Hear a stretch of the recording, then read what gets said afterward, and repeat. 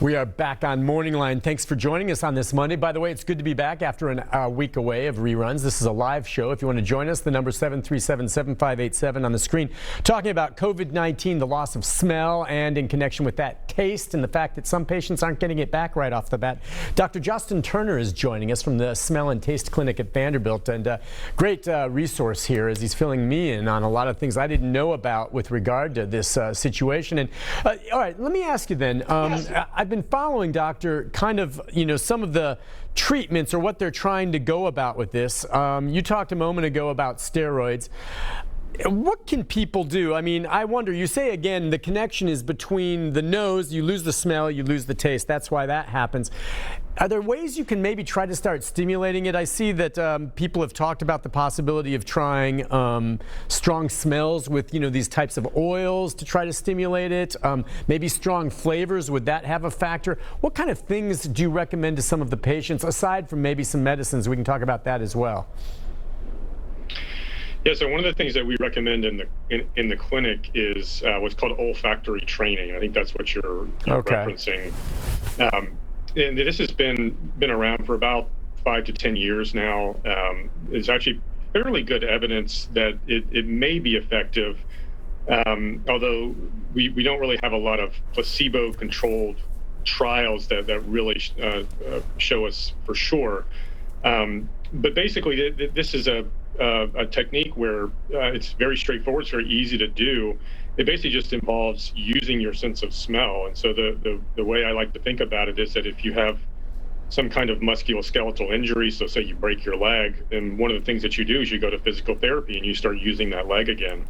And so we can kind of use the same idea with the loss of sense of smell. And so with olfactory training, what you're essentially doing is using your sense of smell and trying to make those new connections to have your smell be functional again. And so what we typically recommend is that you can purchase essential oils, and basically we just want a diversity of different scents. Generally, you want to get different classes, so things that are, for example, flowery or citrusy, usually 4 to 5 of these, and you'll just smell them for around 15 to 20 seconds a couple times a day.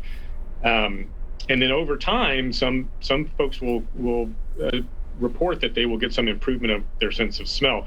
The challenge is we don't know what the spontaneous recovery is going to be for those folks. And so whether it's truly working or not, we don't know. But given that it has really no significant side effects associated with it, that's something that we often will recommend for our patients. Interesting. Yeah, I was seeing that some studies have tried like the scent of rose or lemon or clove or eucalyptus, maybe stronger scents. And maybe when you're sniffing it, it's that scent. Maybe you're not smelling it right off the bat, but just do it. And then eventually, maybe with time, you'll pick up a hint of that scent, and that's maybe a sign of maybe some of those cells reawakening. Yeah, exactly. So I mean, your brain, even if you can't smell, your brain knows what something is supposed to smell like. Sure. So what's typically happening in a post-viral olfactory loss or smell loss is that you're getting recovery. So those neurons that are lost are actually able to regenerate themselves over time, but they haven't quite made their connections yet to the brain. And so the idea here is that you're helping to shepherd those neurons to make the correct connections by repeatedly exposing those cells to the smells that what they're supposed to smell like. Okay, and I think I understand why the focus is on smell. Is there anything inverse that you could do with taste, or is that a moot point? And what I mean by that is maybe trying, some extra strong flavored food, spicy, sour, something like that, to try to get your taste going, or is that not really worth it because it's just connected to smell?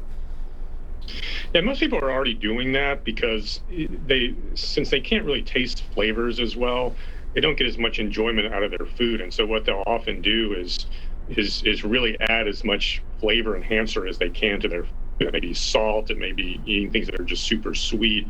And so people are generally already doing that. And as we discussed, most of what people interpret as a loss of taste is typically a loss of the sense of smell. Okay, so maybe won't make that big of a difference then with the taste, but the smell portion. So is it the findings that you've got from your research that the virus hasn't necessarily destroyed or wiped out your ability to smell? It seems like it's damaged or inhibited those cells. So is the belief that with time, most of these patients, and I know there are some unknowns here, should get it back one way or the other? Or do we think in some cases maybe this virus just destroyed that ability? Yeah, so one of the unique things about the sense of smell is that it does have the ability to regenerate itself. So the olfactory neurons sit at the very top of the nasal cavity, and so they're always exposed to the external environment. So, over generations and generations, they've had to develop this ability to protect themselves from noxious stimuli or toxins. And so you can lose almost completely all of those cells, but there's always these what are called basal cells that are left behind that have the ability to regenerate and turn into functional neurons again. And so that's what we're really waiting for, is for those bystanders that have been waiting in the background to sort of spring into action and to create new, healthy, functioning cells again. And for whatever reason, in different individuals, as we've seen with this virus, the reactions are different. Some have lost it and they get their sense of smell back in a week. Others get COVID, never lose their sense of smell, and others are waiting months later and still don't have it back. Is that just where it comes down to the mystery of this virus and the fact that humans are different from one another? Yeah, we don't really know why that some individuals will lose their sense of smell completely, for example, and others will have no symptoms. It's really consistent with the virus behaves in general. But one of the things that we do know is that, and this was true pre-COVID with other viruses, is that if you lose your sense of smell completely, that's generally a bad prognostic indicator. And the reason for that is that it may suggest that not only have you lost all of those neurons, but you may have also had damage to those basal cells that have the ability to regenerate into new neurons. And so as long as those are preserved, people will generally have some return to function. But if the insult is just too strong and all of those cells have been lost, those are the folks that probably don't get any recovery. Wow. So there could be something like that. So I guess I didn't realize that. Everyone, when they talk about loss of sense of smell, maybe still maintains some sensory perception, be it a vague scent or maybe the food they're eating, maybe it tastes like something. Maybe it doesn't taste like what they're used to eating, but it tastes like mud. But if you're someone who literally can't smell a darn thing or taste anything at all, meaning there's just no registering at all, that may be a bad sign in terms of, hey, you may never get it back? Yeah, it's generally considered to be a bad sign. It doesn't mean necessarily that you will not get it back. It's just statistically, if you follow those individuals, they are less likely than individuals who have a partial loss of their sense of smell. And so, we certainly still treat those folks, and some of them do still get recovery over time. It's just not a good sign. And it may take longer. Yeah, and some people that come in saying that they can't smell anything subjectively, when you test them, actually do have some smell function. It's very masked, and they just might not recognize it. When you sit them in an examination chair and you do formal testing, they may actually have some smell function. They just don't recognize it. So I'm just curious. I've got a phone call to get for you, but so would you say it's pretty rare? Have you had many patients come in that went through that testing that really came back with a 0? No, so I wouldn't say that it's rare. I mean, so we have, many of our patients, often the ones that are coming in are the ones that have the most severe smell loss. So we call complete smell loss anosmia. And so a lot of the folks that we see in the clinic are completely anosmic. They can't smell anything. But the reason for that is that those are the ones that are most likely to seek treatment. So many of the folks that have a partial loss of their sense of smell, they're still fairly functional in terms of their day-to-day activities, and they may not necessarily seek care. Gotcha. All right, let's take a call from Joe. Joe, good morning. Hi, Joe. Nick, put me on the next segment because the question I have. Oh, okay, for the open phones. You hang tight on that. We'll get to you in a moment. I'll put you on hold, Joe. We've got Linda. We've got Linda on too, though. Linda, go ahead. Good morning, Linda. Good morning. Hi. Hi, my problem is I had steroid shots in both my knees because I have bad knees, and it usually will last around 2.5 to 3 months. I can get them every 3 months.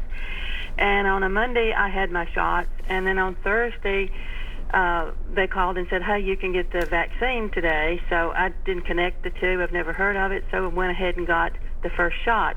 That was on a Thursday, and on Friday the pain kept coming back. By Saturday and Sunday, the pain it's here. I've lost all of the protection I had from the steroid shot, and I can't find anybody that can tell me what happened, or should I take the second shot, or what went wrong. Oh, you're saying that you got your COVID shot after you had received steroid shots? Yeah, steroid shots on both my knees on Monday, and on Thursday my COVID shot, and by Friday and Saturday, something that should have lasted 3 months lasted 3 days. Kind of got rid of the steroid effect. By the way, but you do have your sense of smell and taste, right? Yes, you I didn't do. lose any of that.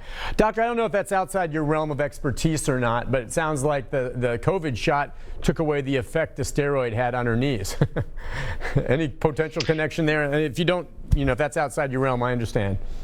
Yeah, I'm an otolaryngologist, head and neck surgeon. It's not really in my area of expertise, but I think certainly it's something worth following up. With your primary care doctor might be able to answer some of those questions. Yeah, that's just another example, though. I appreciate your call, Linda. It's just that we just keep seeing these different effects and connections. Is there any other thing that you're looking at with regard to the loss of smell with COVID that maybe isn't on the radar, that are looking at some other possibilities that are outside the box? Or is it all pretty conventional and you guys think you have a handle on it?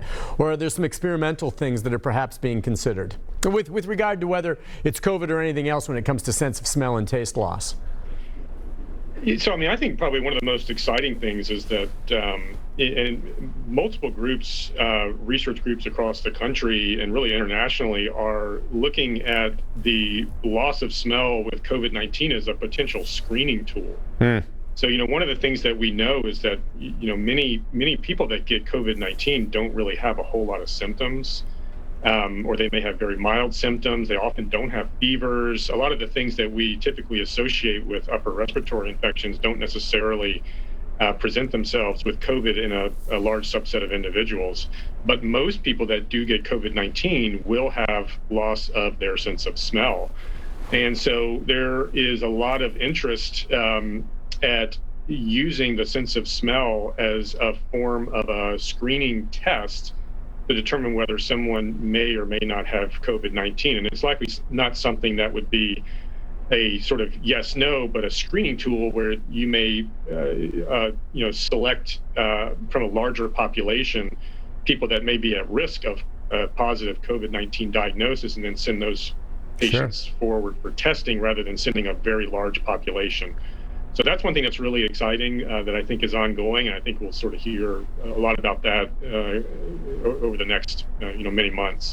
Gotcha. Hey, listen, Dr. Turner, I really appreciate you coming on. I know you have to leave us, but those 2 segments were great and really educated us on this. And keep up the good work. I want you to solve this, okay? Let's do that, and we'll be in touch, and maybe we'll do an update down the road. I appreciate you joining us this morning. Sounds good. Sounds great. Thanks for having me. All right. Thank you so much. Dr. Justin Turner over at Vanderbilt's Smell and Taste Clinic. Pretty interesting stuff on that front. It's funny. He had to go now, but I was going to say the power of the mind when it comes to scent. Have you ever done this? Scent or taste? I once was at a restaurant, and I thought I had ordered orange juice, but they brought me milk instead in a glass, and I was just talking, not paying attention, and I picked up the glass to drink it, and I poured it in my mouth, took a swip, and because I was expecting to taste orange juice, initially it hit me that it was orange juice in my mouth, and then it took me a beat or two for my brain to all of a sudden say, wait, this is not citrus, this is milk. But I'm just saying, it's amazing how the mind can prepare you for one thing, and really for a brief fleeting moment there before I took notice, that milk tasted like orange juice. I don't know if that can help in restoring people's sense of smell, but I sure hope something comes up, because that would be one of the worst things about having COVID, aside from the real deadly part of it, is losing your sense of smell and taste. Listen, we'll take a break on that note. When we come back, we can take a few more questions along those lines or comments if you'd like. I've got the phone lines. We'll get them up. We're going to do a little open phones. We'll hear from Joe. I'm also going to give you an update. If any of you have questions, okay, on the latest with regard to a third stimulus payment, I've got some of the latest developments on that front, on how much it'll be and the like. And if you're still waiting for your first or second, I'll see if I can help you there as well. So we'll come back with a little open phones, comments from you, right after this.